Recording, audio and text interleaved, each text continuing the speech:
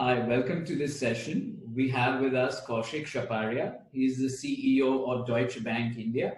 Kaushik, welcome to the summit. Thank you for having me. Kaushik, it's obviously been a really interesting time. People have lost jobs. There's increasing amount of work from home being done. People aren't able to attend offices.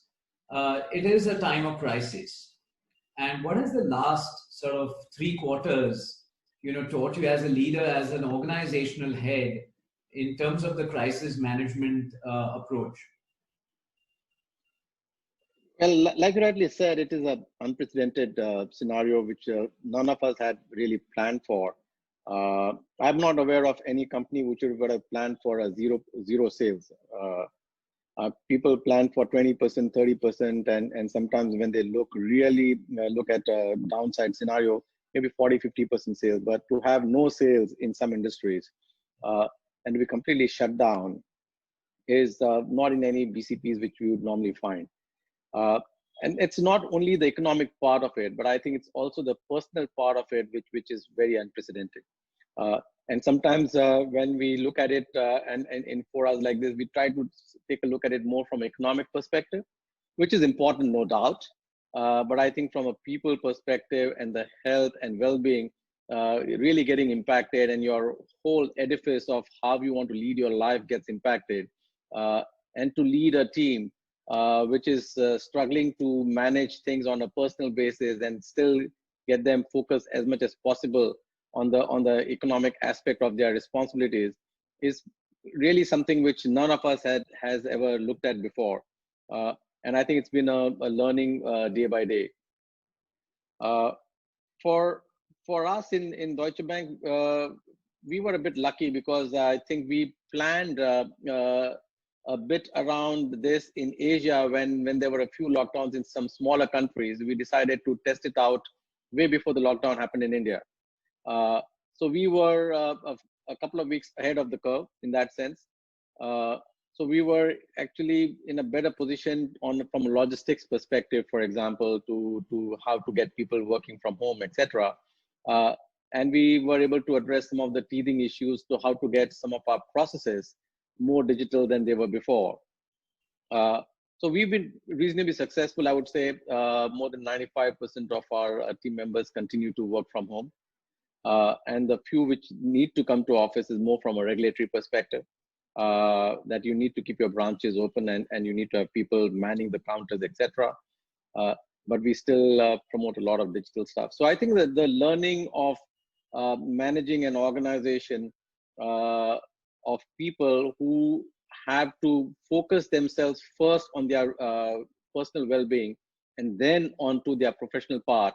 And as a leader, to understand and appreciate and sometimes even push some of your team members.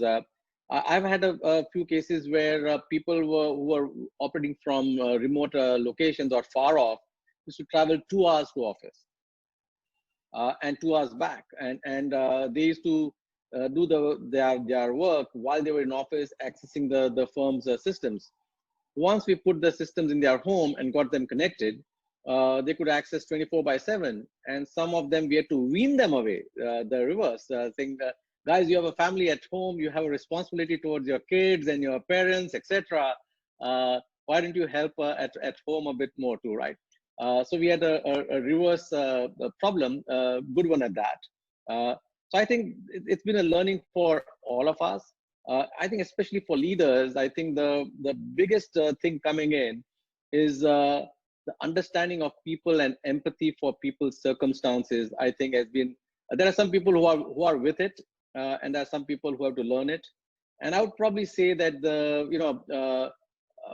not as a bias, but scientifically proven, is that women have more empathy than men have. And I think for us to get that part in, and unfortunately, we still have majority of senior leaders in the male domain. It's, I think, a huge learning for many of us to really get that part going. And try not to operate with just your management committee members or your direct reports, etc., but really be well aware of what's the situation on the ground. Obviously, you're not able to visit people in their home, but you need to stay connected. I have every week at least 15 people at junior level I connect with on a group basis of 2 to 3 people each. And then we have a video chat, and I insist that people don't join on phone because I really want to see them and I want them to see me, and then we need to have a open chat to really understand their issues and try to address, right? I think it's huge learning for all of us. Right. So a lot more sort of compassion and connecting across all levels of the organization. That's really worked for Very you. much so. Very much. Very. I think I don't think it is good. I think it is a minimum thing which you need to have for you to be there. So it's not a nice to have. It's not sone pe suhaga, but I think that's the base on which you need to build on. Because if you really don't have a pulse of what's going on, for example, I learned in this period that there were a few of my colleagues who were keen to come back because they were getting bored at home. Some youngsters who were coming from smaller towns, living in bachelor pad, wanted to come to office, and there are some who were wanting to avoid the strain which they had to go through at home and come to office, and some who were staying away from their families wanted to come to office. Now, to manage expectations of those people, and really, when you hear that, you hear a lot of that, and we had to conduct a survey 3 times to really find out what percentage of our population really needs that, right?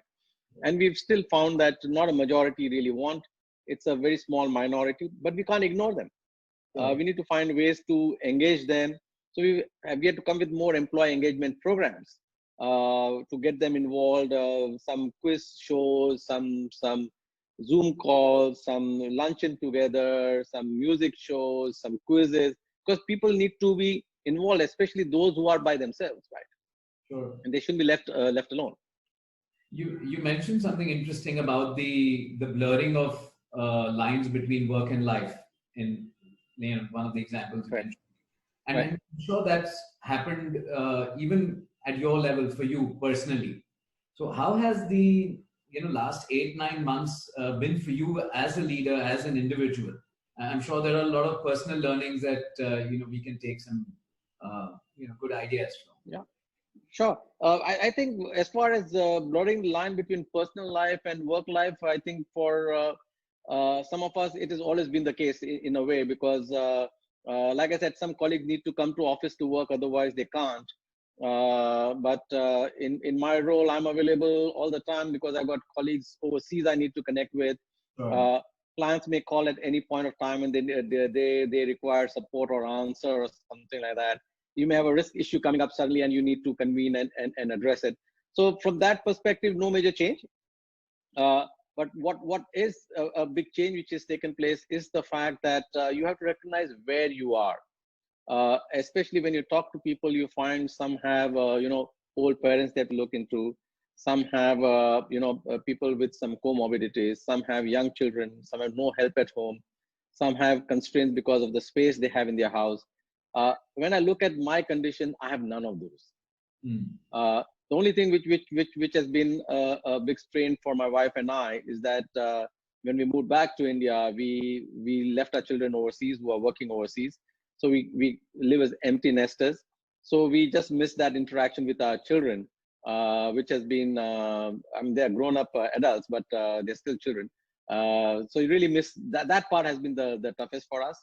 But the second thing which I think this period has done, as far as I'm concerned, is given me more time to look into my health. Really given me, in my prior role, I used to have a global role. I used to travel a lot. Never got a chance to eat sensibly, didn't get enough time to exercise at times, or probably I took that as an excuse. I don't know which way to look at it, but really you have lots of time in a way on your hand. So I've been able to really look into my physical health in a big way. Some people say, you throw your weight around. No, this is not to throw your weight around. This is to actually reduce your weight now. And I've managed to reduce my weight by double digits in kg. So I'm very happy with where I've reached so far, and I hope that I keep it to this even once the lockdown comes up. I'm pretty determined that I would. So I think that has been a big change as far as I'm concerned. And I think the second one is really to stay connected with people. Zoom calls are good. I mean, I really would shudder if this would have happened before we had this digital communication possible in the world. What life we would have led. I think some of us would have gone bonkers by then, right? So I think it's been a relief in a way, but nothing to substitute. So we all have to ensure that we lead by example. So when I ask my staff to play safe, especially in July, August, we saw a big spike in the numbers of people getting infected in my firm. We had to send a message out saying that while the lockdown is getting lifted, please don't use this as a reason to just go out and socialize like crazy and be careful. I think you got to lead by example. So we've been practicing that very safely. The only thing which I do to relieve myself from this constraint is that I go for a round of golf once or twice a week, which is in open air. We practice safe distancing as we play. So I think that has been a big relief for me from a mental perspective. Yeah. Oh, that's great. And clearly, mental health, whether we, expressly refer to it, or like you mentioned, look at activities which can sort of help us be more relaxed, be calmer, like you mentioned, Right. golfing your case, or, focusing on your physical health. Ultimately, all of it has an effect on your mental well-being. Um, do you think that going forward, in terms of your strategic asks from the chief learning officer, given that, this is not an organization which has seen this exactly play out at some point in time in the 40, 50 years, 80 years, history. Now that you have this, data point, a massive data point, what would be your strategic ask from the chief learning officer going forward? Also, in terms of incorporating maybe something around mental health and resilience for the organization. I think one of the biggest thing I would probably think in this is to really have a diverse team members in decision making. It was very useful for us. One of the big learning we got, and I think we'll definitely ensure that we get more of that, is that there is a big difference in the way we think as millennials and non-millennials, and to have their viewpoints incorporated and have the right of their viewpoints and asserted out and factored in is very important. We started actually, again, before COVID, we started off a reverse mentoring program. And I think that's something which I would recommend every firm should have. I think we don't need to mentor youngsters. We need to get mentored by them to really understand how to think about the worldview which is going to take place, not the worldview which we have inherited or created ourselves. Right. And I think that, to my mind, is probably the most important of all, while obviously need to adjust for your industry and things like that. Right. And second is decentralized decision making, more and more decentralized. So, especially when you have a multinational firm, and then within a country you have various locations. I can't tell people sitting in my Salem office how to manage things through a construct which we will sit a few of us in Mumbai and set it up. True. So I think that whole thing about setting up framework but not guidelines is I think probably becomes more important, so that we still work in a unison in a right direction.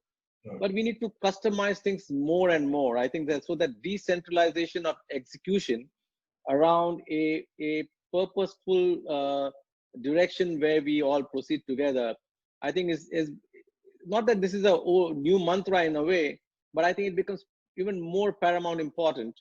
Sure. At times like this. I'm not too worried about organizational construct, whether it's a matrix, direct reporting, etc. I think it's more about the culture in the organization, which becomes more important than the org construct, right? Yeah. No, those are some really valid points, Kaushik. Clearly, I think this has been a sort of a learning period for everyone, Yeah. both Yeah. at individual as organization level. And thank you so much for sharing some of these insights very candidly with us. And good luck with all your endeavors. Thank you so much. Good to see you. Thank you.